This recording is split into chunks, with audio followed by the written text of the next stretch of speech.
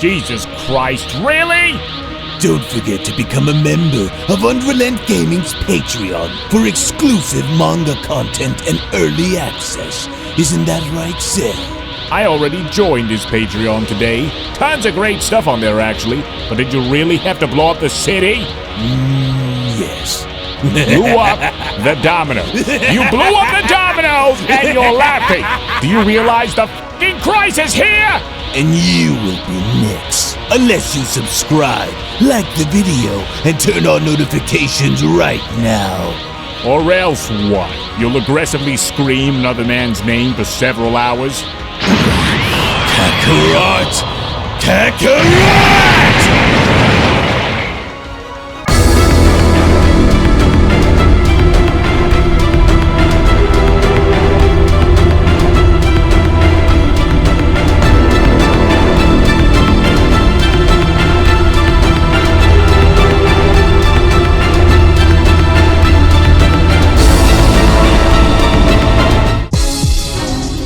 Well, with Lord Beerus now finally undergoing his training with me, I hope he understands that the challenges that I'm going to be shown putting him through are by no means going to be easy. But even now, while I'm busy training Lord Beerus without any distractions to weigh either of us down, I can't help but wonder on what the others are up to after leaving to go meet with Universe 16's God of Destruction, Ferrix, as I sure do hope that whatever Goku, Vegeta, and Broly do while in Universe 16, that they avoid running the risk of waging a battle against Lord Ferrix, for the repercussions could in fact become extremely dire.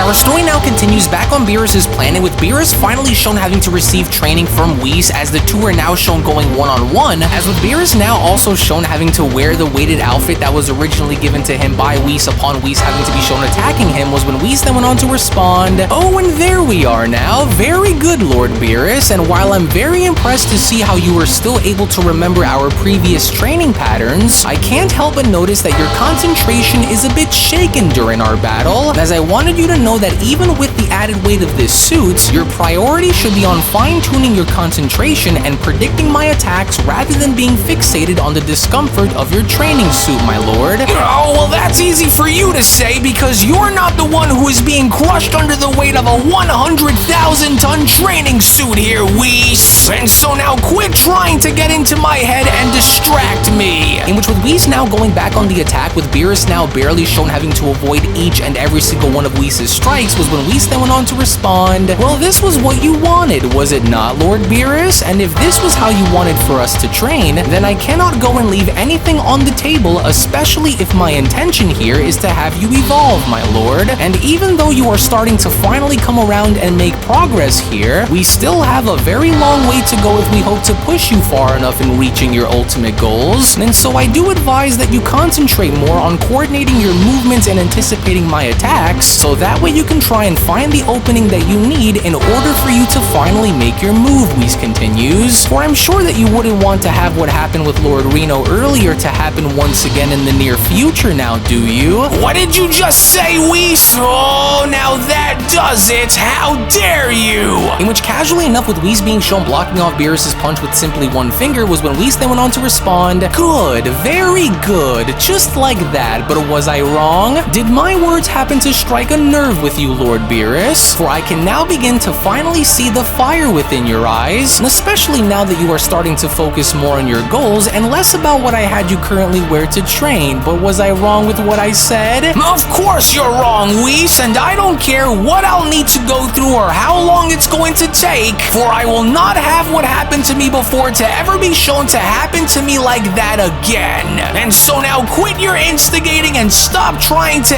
anger me and fight harder." Now that's the fire that I was hoping I'd see come from you, my lord. But if you insist and want for me to fight back and push you even farther than how I was shown pushing you before, then I will from here on do my best to give you a much tougher battle, but I do want you to remember that whatever happens here will all serve as a direct result of how much you are willing to allow for any of it to happen, my lord. To which, as Whis was then shown flicking Beerus across the head with his finger, it had only now become fairly evident that Beerus by no means was going to have have an easy training session with Whis, as Whis then went on to continue, but just do make sure that whatever happens that you do your best to not relinquish your fighting spirit, Lord Beerus. And so while I understand that you may be in a bit of a predicament here, Whis went on to continue as Beerus went bouncing on the floor, should you fail to enhance your abilities and evolve yourself, will you only then find yourself never amounting to anything near what you once were, and will always and forever live within the shadow that you've casted down onto so many to see, Lord Beerus, as I know that you have what it takes to prove them all wrong and for you to right the wrongs of your history, but do you? In which, even despite the fact that with Beerus being at a significant disadvantage, Beerus was by no means willing to give up now, as Beerus went on to then clutch on down to the ground by then responding, "Oh, now that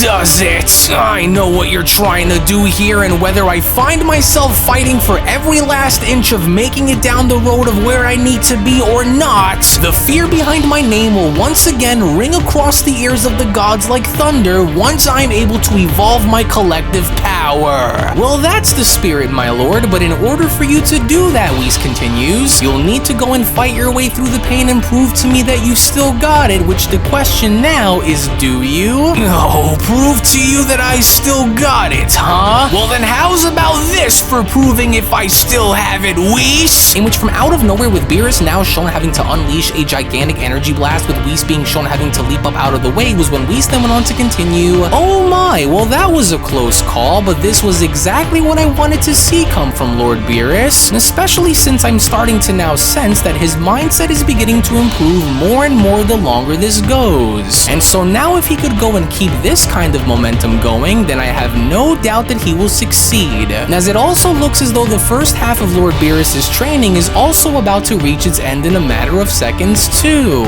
Well, an early congratulations to you, my lord, for it looks as though we are now about to complete the first stage of your training before entering into the second. And so just so you know, we will resume our battle without the weighted suit this time, and so get ready. Oh, get ready, he says, and just what exactly do you take me for down here, Whis? Don't push your luck here, because you and I both know that if it were not for your ultra instinct, then you'd already be in the dust, and so now start the clock over again, because this means war. As it was only now within this second, as Beerus was shown having to dash out of his weighted suit and heading towards Whis, was when Whis then went on to respond, "War, you say? Well, for your sake, I sure do hope that you aren't the first to surrender, because I sure do doubt that the other gods of destruction would. And so what do you have to say about that?" Whis questions. "Surely me and you both know that you'd be among the last ones standing in such a scenario now, would you? Because if you are, then I want you to show me," with Beerus shouting, "Whoa, I'll show you, Whis. You and that big loud mouth of yours, for I haven't heard you act like this since the early days of when you were first assigned to me." But even then, just like before, as Beerus kept on attacking Whis, with Whis being shown avoiding each and every single one of Beerus' punches, it didn't look as though Beerus had any sort of remote chance in coming close and touching Whis, as Whis went on to then continue, "Oh, well, you're getting close, Lord Beerus, but I hope that you know that a part of the reason as to why I'm talking down to you like this is because one of the cycles that you will have to learn to break is allowing for what someone else says about you to infect your mind," Whis continues, "as you intend to act more on your emotions from that point rather than your own instincts," as Beerus then went on to shout, "Yeah, well, I don't buy it, Whis, and so now hold still already and quit dodging everything that I throw at you." There, you see, Whis responds by chopping Beerus suddenly in the neck. "You are only furthering my point with what I just said, because instead of acting on your instincts to watch and see my attacks coming, you instead acted on your own emotions because of what I said. And well, I guess it was fun while it lasted, and when you wake back up," Whis continues, "I hope that you were able to find it within yourself to go and try and rid yourself of this small yet noticeable weakness, for you do not want to allow for this to hinder on you, but we'll wait and see how things will go once you," but then, surprisingly enough, instead of seeing Beerus get knocked out by Whis' chop, Beerus was from that point then instead shown getting back into the fight, as Beerus then went on to shout, "Oh no, I will find a way to fight through this and win, you hear me, Whis? We're not done." "Well, I can't believe it," Whis responds, "for this is the very first time that you were ever shown taking a chop from me like that and bouncing back into the fight for some more. But nevertheless, this is good," Whis went on to continue by blocking off all of Beerus' punches, "as this only means that you are now starting to get ever so closer towards reaching your goals. However, don't forget, Lord Beerus, that even though we have only just started our training here on this planet, for that doesn't necessarily mean that we will finish your training here on this planet either, Whis continues, as I also want you to remember that this was your idea after all. But now that I can start to see as to how hungry you are to do this, then let's see if I can go and try to knock you out again. But then, it was only from out of nowhere to even Whis' surprise, as Whis went on to throw a punch with Beerus now shown ducking on under, was when Whis then went on to utter, "Oh, now wait a minute now. Yes, but of course," Whis shouts, for it's just as it was during the Zen exhibition event when you first started to use your Ultra Instinct ability against the other gods of destruction, as even though I can already see the many flaws that comes with the variation that you've come to use, it's a close enough start in getting back into the groove of using it, Whis went on to then leap on back by responding, "There, you see, now that's what I wanted to see come from the almighty destroyer of Universe 7, for you're finally starting to get back into the hang of things again," Whis continues. So although we'll still need to work on your reflexes a bit more along with finding a good balance in between using your destroyer power and Ultra Instinct, nevertheless, thus far you are doing great, with Beerus responding, "Finally, some recognition, Whis, as avoiding your attacks is no easy feat to accomplish, but the difference should be more than clear now," Beerus continues, "especially since you're starting to see that I'm slowly beginning to improve the longer this goes. And so I don't know how it is that you do it without ever having to get tired, but I'll get there too. Just you wait, Whis. And so now do me a favor and hurry it up and increase your striking power in battle, Whis. For if I am to test my limits, then I need for you to attack me with far heavier attacks than the ones that you have used," Beerus continues, "as my desire for destruction now is becoming more and more insatiable, and this battle is only fueling it. And so I need more, Whis, for this fight and this pain that I endure only sharpens my resolve for revenge, and I intend to have it when the time comes. And so maybe mastering this Ultra Instinct may not be so hard for me to do after all, huh, Whis? And so don't you worry, I'll get there, because the longer I get the hang of trying to use it, the better I'll become for once I find a way to master it. Just you wait." As all the while in the meantime, when then venturing back on over into Universe 16, in seeing as to how Angel Rizal had now brought Broly, Vegeta, and Goku onto Lord Ferrex's planet, was when Angel Rizal then went on to respond, "Alright now, and there we all are, for it is with great honor that I welcome you mortals into the infamous 16th universe and onto Lord Ferrex's prestigious homeworld. And while exploration is permitted," Angel Rizal continues, "please be aware that any risks that you take are yours alone to manage if a problem were to occur," with Goku then having to respond, "Whoa, this place is huge, and just take a look at all of that sand and those really large pyramids too. And boy oh boy, is it hot out here or what? Wow, and so,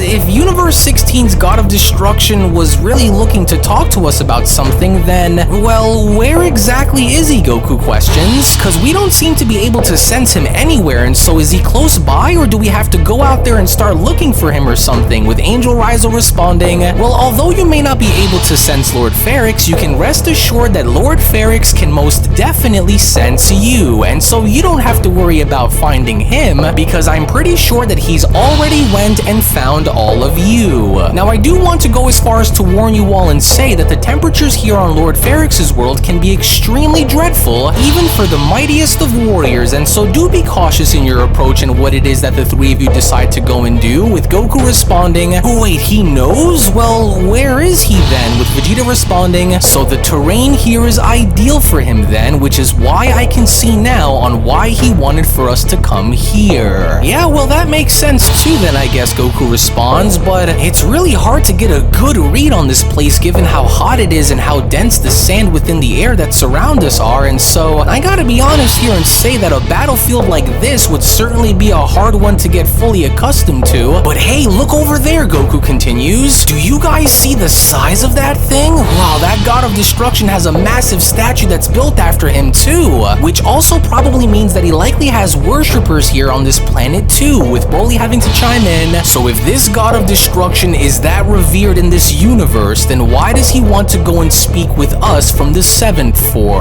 I don't trust any of this. With Vegeta having to then chime in, pay attention to where it is that you walk, because this isn't ordinary sand that we're stepping on here either, for there's something different about it, as it appears heavy, almost similar to that of quicksand, Vegeta continues. So keep your senses sharp, because one wrong move and we could find ourselves being swallowed whole by the terrain. Wait, something's happening, Vegeta went on to then quickly notice. Why is the sand moving all of a sudden like this? Unless, to which as indeed Vegeta's suspicions were in fact true, because from behind, as soon as Universe 16's God of Destruction Ferrix was beginning to rise up from the sand, was when Ferrix then went on to respond. So you three are the privileged mortals whom Beerus allows to roam freely and coexist with. Well then, welcome, warriors of Universe 7, for your tales of strength along with what I was told intrigues me. And while your dealings with several gods of destruction have now become very well known, they do in fact happen to bring to mind a few perplexities which I happen to have several questions about, and so it's time that we have a little chat in getting down to the bottom of things, Saiyans, as mortal warriors such as yourselves are very few and far in between, especially for those of you who happen to harbor power that is on par or stronger than a god's. Now originally I had assumed that there would only be 2 of you whom Beerus had favored, but now that I can see that there are 3, I can also now begin to sense that all 3 of you appear to be different among each other in your own unique ways, Ferrix continues. But even now, as the rumors of mortals with god-rivaling and god-surpassing power reaching my domain, I'm starting to now put into question as to why that is, and more importantly, on how you were able to do it, as I can assure you all that although I am not a fan of Lord Beerus, I don't hold a personal grudge against him like the others, for I just simply don't like him. Whoa, was he really buried beneath the sand this entire time, just waiting for us before we got here? Goku then went on to question. Well, although we may not share the same expression towards Lord Beerus like you do, if it were not for him and the approval that he gave us to train on his planet, then the power that you're curious to know about wouldn't have been something that we would have been able to acquire on our own. And so what about it, Goku questions, with Ferrix responding, interesting. So I take it that Beerus had went and trained you himself then, Ferrix questions, or did he allow for the 3 of you to coexist alongside him for other reasons? With Vegeta responding, well, not quite, because we've each gone about by walking down our own separate paths, with Lord Beerus only training one of us, which in this case would happen to be me, with Ferrix responding, only one of you, huh? Yes, I can see why, but what about the other 2? If you claim that Beerus had only trained one of you, then what offers have you made to Universe 7's God of Destruction that would have allowed for the other 2 Saiyans to remain? Offers? Well, I mean, none really, Goku responds, other than just giving him some of our planet's best tasting food to eat in exchange for him allowing for us to train on his planet. But it's like Vegeta said, as we don't really all train the same over there, as Vegeta mainly trains with Lord Beerus and had decided to walk down the path of obtaining the power of a destroyer, whereas I usually train with Whis and walking down the road of the angels in trying to better hone and master my ultra instincts. So it really all depends, and me and Vegeta usually go and battle against and train with each other most of the time, and with Broly now joining us not too long ago, we've been also training with him and helping him gain better control of his power as well, with Ferrix having to then question how utterly disgraceful for a god of destruction to go and do, for Beerus' willingness to trade training in exchange for food is a new low even for him, Ferrix continues, but I shouldn't be so surprised given his notorious laziness. But tell me something, so with you who calls yourself Goku had been trained by an angel, and with you who goes by Vegeta had been trained by a destroyer, then what about him in the middle, Ferrix went on to point out, the bigger Saiyan among your group? Who is he trained by, and does he harbor a similar power that the 2 of you happen to also share? Or he doesn't come across as though he shares the same virtuous training as either of you, and so what is so special about this one? With Goku responding, well, Broly's training is a bit different, because even though he's really not under Lord Beerus's or Whis' training umbrella, Broly's power, especially in his berserker state, is absolutely massive and very hard to contain, and so it's almost kind of similar to what you would expect from a god of destruction Destruction, and so even though Broly here doesn't happen to have the same power as me and Vegeta do, we're trying to help Broly harness and control this power of his because on its own, it's too unstable for him to go and manage to hold out without some kind of control over it, but we have no doubt that once Broly here is able to control that level of power, then he'd more than likely be the strongest fighter among all of us, even far surpassing the power of Lord Beerus, but for now, we can only safely say that he's still learning. Interesting. How very enlightening of you both to share that information with me, Ferrix responds upon having to pull both Goku and Vegeta towards him, and since you've made it clear to me that you two are the only ones who seem to harbor this destroyer rivaling power because of whom you've been training under, then let us have more of a personal conversation and talk face to face, mortals. And as for your accompanied ally who you commonly refer to as Broly, I will go and save him for last since I'm more interested in dealing with the two of you Saiyans first. Hey, what in the world, Goku questions? How the heck did he just go and use the sand beneath us to pull us both forward like this? Since the two of you are among a very rare breed of warriors who claim to be capable of wielding such power, Ferrix went on, then I want to see how experienced the two of you are by using it. And so here lies your fate, but the decision on what your fate turns out to be will be entirely up to you to determine, as these tombs will either serve as your eternal prisons or they will serve as your fortunate gateways, with Goku responding,